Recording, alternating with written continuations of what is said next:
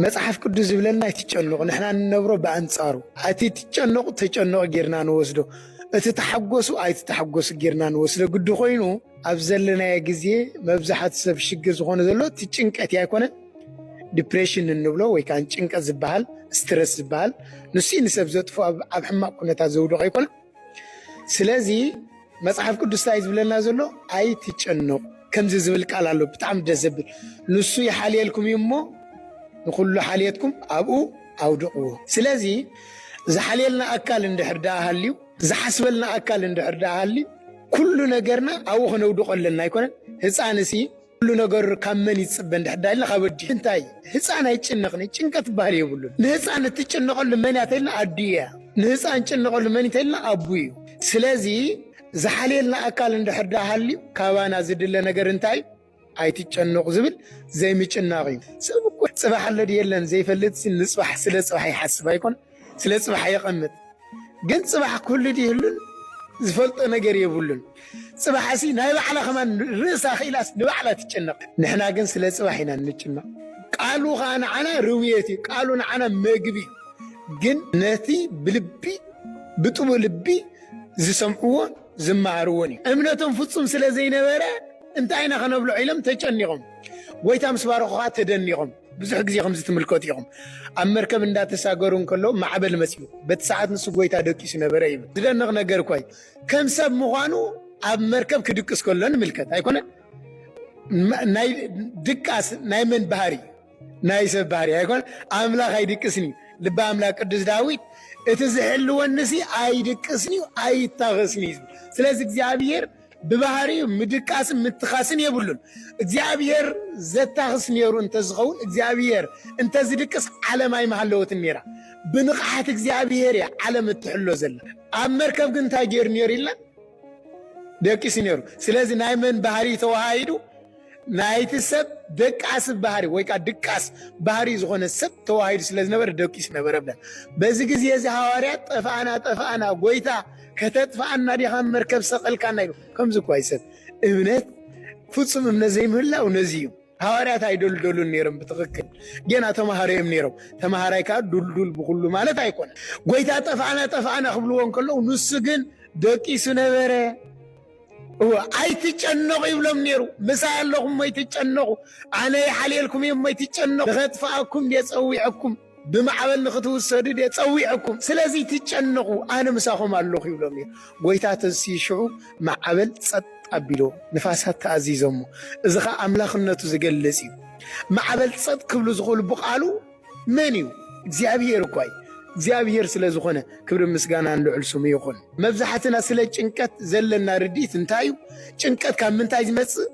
بمنتاي كخنرحق النخل مفلات يدلنا بنا عالم بستفعلالي خنقلص نخلينا نابنات حادثة أبونا الدين تسينو خجنق خيل زفوتو سب تسينو خجنق خيل بموت تفلي ما مالتي بين سلازخونه قرو سبات كفل غلو خجنق خيليو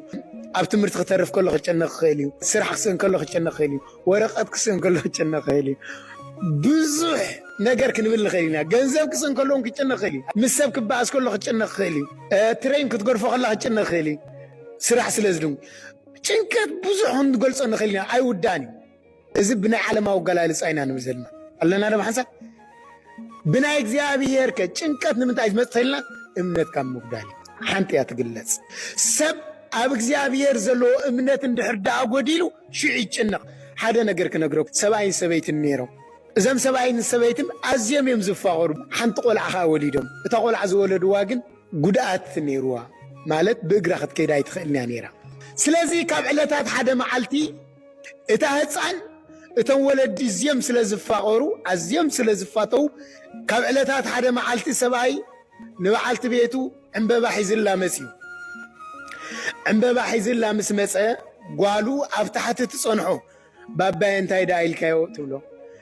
نديخ اندي عزيز سلازفوت واس انبباحي زلا مسيلو أبي أزلا ديخ عدي أبلع على الليلات بابا حدا نقر مغلم منكات ولو إشي زاقوالي إذا انبباس أنا خباف كده الليت عدي أقنا أبي أزلا أبلع علي أزلا مالك كالا يدبرن والله يكونت نستغلت حتى بقرا خاط كده يتخلنا قن انت يتبلو الله أنا خباف كده الليت أبزخ نسوع لزلنا تملكون تقول أخدي ما يتغلني أيكون جن كتبا أبلع علي أزل دياب بخمي كده تعبا إذا أقول خمسي لازم منت أبا حقيفة خمس وسدات ترس لزين براي ألنا رب حسن أبا حقيفة خمس وسدات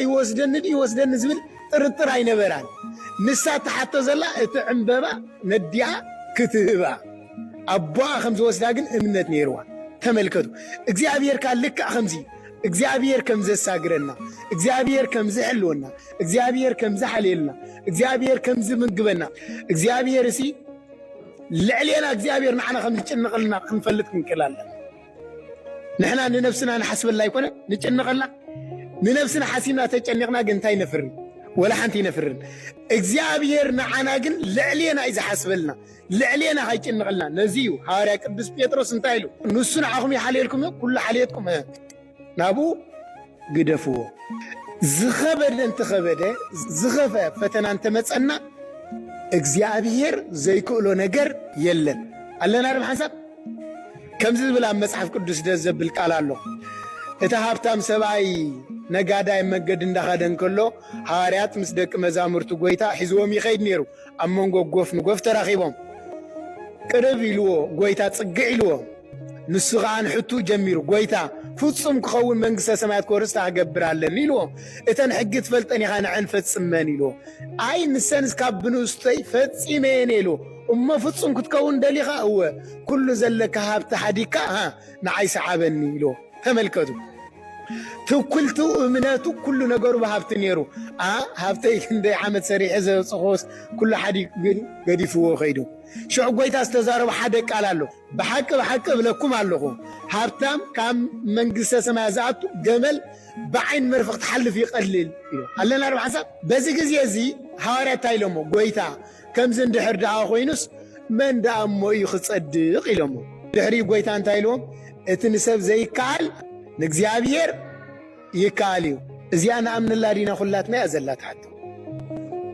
እናኣምንላ እንተ ኮይንናማ እንታ ኮይንና ኢና ንጭነቕ እዩ እንታ ኮይንና ኢና ንሓዝን እዩ እንታ ኮይንና ኢና ንበኪ እዩ ብናይ ወለዲ ኣባሃላ ኸማን ታኣምኖ ልኢካሲ እንታይ ጎድለኒ ትበል ይበሃል እሞ ንእግዚአብሔር ኣሚንካ ዳእሞ እንታይ ንምንታይ ጎዲልን እንብል ንምንታይ ጨኒቕን እንብል ንምንታይ ፀቢብን እንብል ስለዚ ኣብዚ ዓለም ዘሎ ኩሉ ነገር ኣብ ቅድሚ እግዚአብሔር ኮንቲ እዩ أعوى سماي تملكته بكا أزين دس زبلا كوين بكا لبس اللون كدان اللون هيتشنق عن كمان نصبح لنا يحسبان نحن قن بزوح نتشنق قن كاب بزوح ينربحن أبتشنكات ربح يلن أبتشنكات طفات يزلو أبتشنكات ودكات يزلو أبتشنكات تسفى مقرات يزلو هو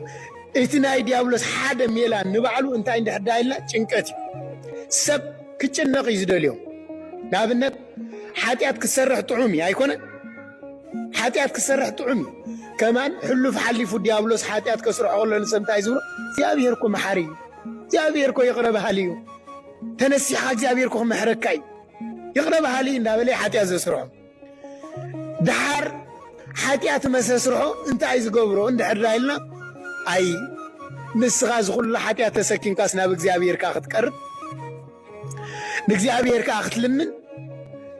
نبيت እግዚአብሔር ካኽትከይ እስኻው ሓጢያተኛ ጋንዳበል ሓጢያቱ ኣብ ሓሳቡ ኣብ አእምሮ የምጻሉ ክጭነቕ ይጀምር ክሓስብ ይጀምር እቲ ዝገርም ነገር እግዚአብሔር ንዓና ኣዝዩ ዘፍቅረና ክንብል እንከለና ግን ንሓጢያት የፍቅሮ ማለት ኣይኮነን ሰብ ኣብ ዝወደቕ ሓጢያት ይውደቕ ዝፈጸመ ሓጢያት ይፈጽም እግዚአብሔር የፍቅሮ በዚ ፍጹም እምነት ክህልዎ ኣለዎ ግን ከዓ እግዚአብሔር መሐሪ እንዳበለኻ ሓጢያት ክስር የብሉን ንፍርዱ ምሕረቱ ይክልክሎን ንምሕረቱኻ ፍርዱ ይክልክሎን